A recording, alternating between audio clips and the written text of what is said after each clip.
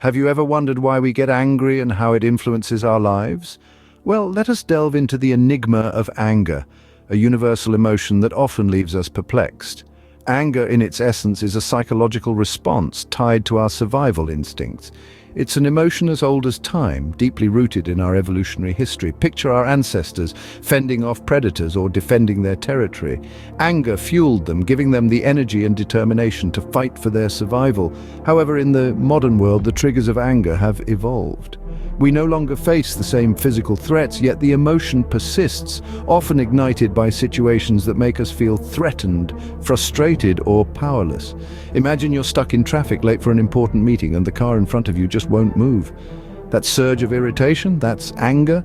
Or perhaps you've been treated unfairly, your voice drowned out and your feelings dismissed. That burning sense of injustice, that's anger too. It's fascinating, isn't it, how a primal emotion can be triggered by such complex, nuanced situations. Yet it's also a testament to the adaptability of our emotional responses. But anger isn't just a personal experience. Anger, it seems, is a complex dance between the mind and the body. Let's delve into the psychological aspects of this powerful emotion. At the heart of our anger response is a tiny almond-shaped structure nestled deep within the brain, the amygdala. This is our emotional command center, the place where our brain processes and responds to emotional stimuli, including anger. Imagine this: you're driving home after a long day and suddenly another driver cuts you off. Your heart rate spikes, your palms sweat, and you feel a rush of heat, the classic signs of anger. This is the amygdala at work, triggering a cascade of physiological responses designed to prepare you for action. But the amygdala doesn't work alone. It's kept in check by the prefrontal cortex, the part of the brain responsible for decision-making and impulse control. Your prefrontal cortex is like the sensible friend who talks you down when you're about to do something rash. It helps you to respond to anger in a measured and appropriate way, preventing you from succumbing to road rage in our earlier example. However, sometimes the balance between the amygdala and the prefrontal cortex can be disrupted, leading to uncontrolled anger. This can be due to a variety of factors, including stress, lack of sleep, and even certain mental health conditions. Which brings us to another important aspect of anger: its impact on mental health. Chronic unmanaged anger can be detrimental to our mental well-being, contributing to a range of disorders including depression, anxiety, and personality disorders. It's a vicious cycle. These conditions can, in turn, make us more prone to anger, creating a feedback loop that's hard to break. But it's not all doom and gloom. Understanding the psychology of anger can be the first step towards managing it more effectively. With the right strategies and support, it's possible to break the cycle of anger and improve our mental health. Anger, when not managed properly, can wreak havoc on our mental health. Anger doesn't exist in a vacuum. It shapes and is shaped by the society we live in. The ways we express anger are not entirely our own. Cultural norms and societal expectations play a significant role in how we handle our ire. Some cultures may encourage open displays of anger, viewing it as an honest expression of feelings. Others might promote restraint, seeing anger as a disruptive force best kept under control. This societal lens through which we view anger doesn't just influence how we express it, but also how we perceive it in others. It's this perception that can lead to social conflicts. Misunderstandings arise when one person's acceptable display of anger clashes with another's expectation of restraint. On a larger scale, these individual skirmishes can escalate into widespread social unrest. But it's not all doom and gloom. Anger, when channeled constructively, can also be a catalyst for social change. History is rife with examples of collective anger driving revolutions, leading to the overthrow of oppressive regimes and sparking movements for equality and justice. In these instances, anger becomes a unifying force, a beacon rallying people towards a common cause.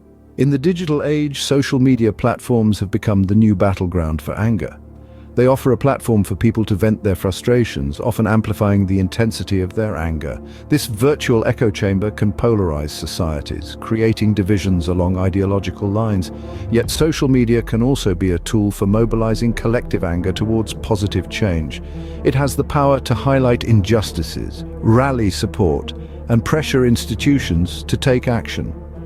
The role of social media in shaping societal anger is a double-edged sword, capable of both inflaming conflicts and driving social progress. Society molds our anger, and our anger in turn molds society. Understanding this dynamic interplay is crucial in learning to navigate our own anger and the anger of those around us. Because remember, if you get angry, you lose. But if you channel that anger constructively, society as a whole could win. On a personal level, anger can both fuel us and consume us. Imagine a kettle on a stove filled with water. When the heat is turned on, the water inside begins to boil. The steam builds up, needing an outlet. If the kettle has a whistle, it releases the steam in a controlled manner, alerting us that it's time to turn off the stove. But if there's no outlet, the pressure continues to build until the kettle can't take it anymore and it explodes. Now let's liken this scenario to our personal lives. Anger, like the steam in the kettle, can build within us. It can arise from frustrations, misunderstandings, or injustices, and just like the steam, it needs an outlet. When anger seeps into our personal relationships, it can create a hostile environment, straining bonds and causing emotional harm. It can lead to regrettable actions and words that can't be taken back. It can also affect our self-esteem. When we are constantly angry, we may begin to view ourselves negatively, feeling that we are unable to control our emotions. However, it's important to remember that anger in itself is not a negative emotion. It's a natural response to certain situations. The key lies in how we manage it. This is where the concept of anger management comes in. It's not about never getting angry, it's about understanding why we get angry, recognizing the triggers, and finding healthy ways to express it. Instead of letting it explode like the kettle without a whistle, we can learn to release it in a controlled manner, like the kettle with a whistle, thereby preventing damage to ourselves and our relationships. By understanding and controlling our anger, we can turn it into a catalyst for personal growth. It can fuel our desire for change and justice, motivate us to solve problems, and help us set personal boundaries. Managing our anger doesn't mean suppressing it, but rather understanding it, expressing it constructively, and learning from it. We've journeyed through the complex landscape of anger, from the recesses of our minds to the expanse of society. It's been a fascinating trip, hasn't it? A journey that has taken us to the very core of human emotion and behavior.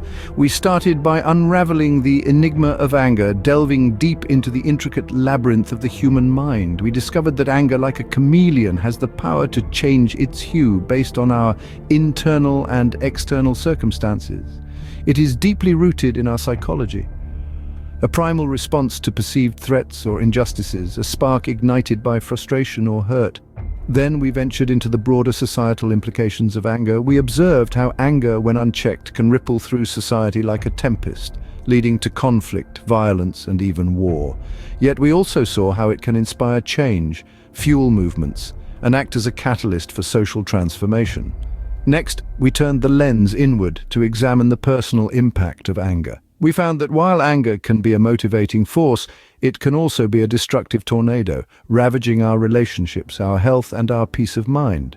We learned that it is not anger itself that is harmful, but rather how we react to it, and that brings us to the crux of our discussion: understanding and managing our anger. It is not about suppressing or denying this potent emotion, but about acknowledging its existence, understanding its roots, and learning to channel it in constructive ways. Remember, anger is like fire. Left unchecked, it can consume everything in its path. But when tamed and controlled, it can provide warmth and light. While anger is a part of us, it doesn't have to define us. So the next time you feel the heat of anger rising, remember, if you get angry, you lose. But with understanding and management, you can transform that loss into a win.